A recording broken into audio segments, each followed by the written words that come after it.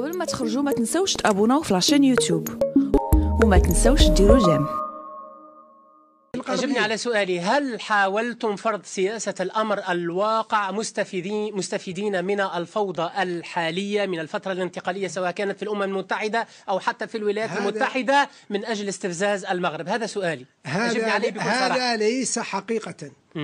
ما قمنا به في منطقة القرقرات هو تعزيز لوجودنا هناك لما المغرب قام بخرق البند الأول من وقف إطلاق النار، لا أقل ولا أكثر. والأمم المتحدة بيننا وبين المغرب حقيقة يفصل بيننا 120 متر، والأمم المتحدة موجودة وهي تراقب الوضع باستمرار. لكن فيما تحدث عن الجولة التي قام بها ملك المغرب كما قال أننا ثم تضاغين الجولة، المغرب حقيقة ملك المغرب جولته غير مرحب بها، فأنتم تعرفون أنه غير مرحب بها أين؟ في الاتحاد الإفريقي بالدرجة الأولى، لأنه كما قام عندما أراد زيارة إثيوبيا قامت بتعيين السفير الصحراوي. عندما أستسمح كلمة، عندما أراد زيارة كينيا بعثت بوزيرة خارجيتها إلى مخيمات العزة والكرامة. عندما أراد زيارة زامبيا الرئيس الزامبي قام بزيارة ما يهمني الاتحاد الإفريقي. كلمة أخيرة، وكل هذا اتضح في خطاب ملك المغرب في دكار عندما كشف عن نية المغرب، حيث قال أن عودته، وهو ليست عودة بل انضمام، أن عودته للاتحاد الإفريقي من أجل تحصين المخالطات. وهذه كلمة يمكن لكم الرجوع إليها في خطاب ملك أستسمحك المغرب. في العودة إلى ضيفي. نعم. السيد محمد قديد الخبير في القضايا الأمنية من الرباط، ينفي ضيفي أن تكون هناك أي ضغينة ضد هذه الجولة الإفريقية، وكأنه يرد على ما قام به المغرب من محاولة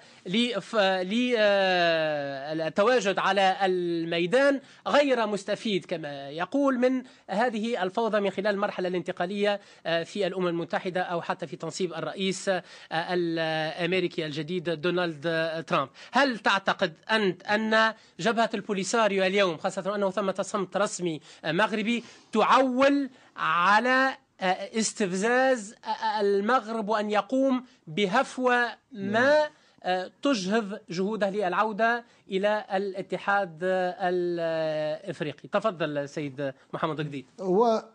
هو يا أخي أريد أن أسأل ضيفك وأقول الكريم على أساس ليتحدث لنا، هو قريب من المنطقة معليش أجبني على سؤالي أولا وبعد طرح السؤال إن كان لدي. بطبيعة الحال أستسمع، أتركني أتمم فكرتي لأنها فكرة مهمة وأساسية. لا أشك في ذلك، تفضل. هو يتجول في هذه المنطقة بما فيها موريتانيا ليتحدث لنا هل هناك تهريب للسلاح بمحيط قندهار؟ هل المنطقة مؤهلة لأن تكون فيها القاعدة وداعش وغيرها؟ وثبت اليوم على أن وجود هناك تهديد للسلم لدول المنطقة. البوليساريو الآن البوليساريو تعيش في غرفة الإنعاش بسبب زيارة صاحب الجلالة، وكذلك ما وقفنا عليه أخيرا من في زيارتي إلى نيجيريا، وضربنا جبهة البوليساريو في معقلها، بحيث هناك مشروع كبير لأنبوب الغاز لانتعاش المنطقة وإفريقيا بالذات. نحن دعاة للتنمية والتكامل الاقتصادي، وغير ما مرة نادى المغرب بهذا التكامل وفتح الحدود. ما البوليساريو هي صنيعة الحرب الباردة، وهي كما قال ضيفك كذلك أنه الدولة لها الحق في أن تقوم بما تقوم به من موقع عسكري. هل هم دولة الآن؟ هل نقول على أن لهم أسس الدولة أم أنهم يسعون إلى هذا الاتفاقية سيسبيكو لتفتيت المنطقة؟ هل أتى الدور إلى هذه المنطقة الآن بصناعة ما يسمى بالبوليساريو؟ لعل ضيفك الكريم سيجيبك على، لكن أجبني على سؤالي أيضا. شيئا ما ضعيف من حيث لا سيجيبك على هذا السؤال، ولكن أجبني على سؤالي. هل تعول جبهة البوليساريو على جر المغرب إلى ارتكاب هفوة ما تجهض عودته إلى الاتحاد الإفريقي؟ هذا ما قيل، أود منك إجابة. هي المغرب ليكن اليقين أن المغرب الآن سيرجع إلى الاتحاد الإفريقي مهما كانت المناورات ومن خلفها الجزائر، وأنه تبين الآن على أن المغرب في قلب إفريقيا وفي قلب التنمية جنوب. هذا لا محيد عنه، وبالتالي فإن صاحب الجلالة محبوب بهذه التنمية، وكذلك حتى في مقاومة الإرهاب. نحن قد دشنا اللجنة العليا للأئمة الأفارقة وغيرها. سيد محمد لم تجبني على سؤالي، يستسمحك أن تبني موقعها العسكري، فهي إشارة إلى جر المنطقة إلى توتر. جيد، هذا ما أردت سماعه منك حتى أحيل إلى ضيفي. يقول أن المغرب يعول على السلم وجبهة البوليساريو تعول على الحرب من خلال تصرفها، وأنتم تتصرفون بمنطق الدولة. يجوز المغرب أن تتصرف بحماية سيادتها وحدودها وأمنها إلى غير ذلك، ولكن لا يجوز لكم أن تتصرفوا بمنطق الدولة، لأن جبهة البوليساريو ليست دولة. هذا ما قاله ضيفي. قبل أن أطرح آخر سؤال عليكما باختصار شديد، تفضل. سأجيبك عن سؤالي، سأجيب الأخ عن سؤاله الذي قال فيما يتعلق أولا فيما يتعلق بنيجيريا. ما موضوع نيجيريا وهو جاب مشروع الغاز؟ هل يمكن في تصوركم أن يكون هناك مشروع للغاز من نيجيريا إلى أوروبا عبر المغرب؟ هذا أتحدث. نحن نمد يدنا للسلام، والبرهان والدليل واضح. 24 سنة من وقف إطلاق النار، لم يكتب علينا خرق واحد لتوقيف إطلاق النار.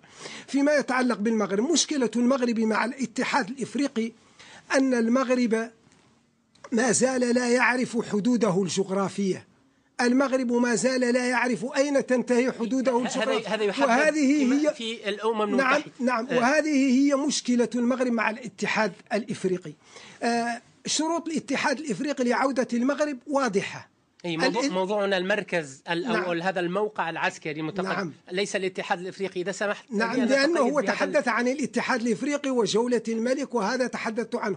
أما المركز قلت ما فيه الكفاية، أن المركز هو مركز مراقبة أقامته جبهة البوليساريو ردا على خرق المغرب حتى لا يتجاوز المنطقة المتفق عليها بعد توقيف إطلاق النار. ضيف يقول أنه دفع للتوتر في المنطقة ودق في طبول الحرب. ولأقول لك أنها ليست المرة الأولى التي يخرق المغرب فيها توقف إطلاق النار. في 2001 حاول المغرب أيضا هذه المحاولة، وفي 2002 وتم ردعه من طرف مجلس الأمن للانصياع للشرعية الدولية. أقول لك أن المغرب ما زال مصابا بمرضه المعهود الهستيريا التي نعرف كلما اشتد عليه الخناق في هذه القضية إلا ويرمي باللائمة على كل جيرانه. تجاوزنا مسألة الجزائر هذا باختصار وضعناه جنبا. أنا سؤالي، هل الوضع بهذا التصعيد، وسأطرح عليك السؤال أنت قبل أن أختم مع ضيفي سيد محمد جديد، موجه ومرشح للتصعيد العسكري في هذه المنطقة، خاصة أن ضيفي في الرباط يعتبر أن جبهة البوليساريو تدق طبول الحرب سواء كان بهذه البزة العسكرية للسيد إبراهيم غالي أو حتى بهذا إنشاء هذا المواقع. ليس موقع حتى أذكر، هي مواقع، عدة مواقع عسكرية على الحدود. تفضل في دقيقة واحدة لو سمحت. نحن نمد أيدينا للسلم، ولكن إذا كان خيار الحرب، إذا لم تحل قضيتنا فالخيار مفتوح دائما وموجود. لهذا أقول كلمة أخيرة، أنه على المغرب أن يخرج من جلابة الأوهام ويعرف أن حق الشعب الصحراوي لا يمكن إجهاضه في تقرير المصير. سيد محمد جديد، هل تعتقد أن الوضع في 40 ثانية لو سمحت مرشح للتصعيد العسكري في هذه المنطقة؟ ربما أن ضيفك له الهذيان السياسي، لا يعرف من أين يبدأ وأين يجيب. نتجاوز نترك جنبا ربما هذه التوصيفات. أنا أرجوك سيد محمد جديد نبقى في صلب الموضوع. هذا ما عودنا عليه. لا أنا لا أسمح بهذا الأمر. أنا أعذره لأنه لا يستمع أسمح بهذا الأمر إلا لما يملي عليه القصر. تفضل سيد محمد جديد واصل لو سمحت. وأنت إلا ما تمليه عليك المخابرات الجزائرية. أنتم ورقة هذه أسطوانة سمعناها لأزيد من 40 سنة ونحن نسمعها. يجب أن تكون لك قناعة. مع احتراماتي لكم. ثانيا أقول تبقت 20 ثانية. لم يضع أي موقع عسكري ولم يتحرك عسكريا، ثم أن الأمر بيد الأمم المتحدة ولم يصل إلى هذه المخيمات لأبنائنا في الصحراء داخل الأرض الجزائرية. الرجل لا يعلم أين هو ولا أين يبدأ حواره السياسي. أشكركما، قد نخصص حلقات لاحقة لهذا الموضوع. أستسمحكما لأن الوقت داهمنا. كل شكر جزيل لكما عبر الأقمار الصناعية من الرباط سيد محمد جديد الخبير في القضايا الأمنية. شكرا جزيلا لك على قبول هذه الدعوة. كل الشكر جزيل لك أيضا في الاستوديو سيد غير. قبل ما تخرجوا ما تنسوش تابوناو في لاشين يوتيوب وما تنسوش ديروا جيم.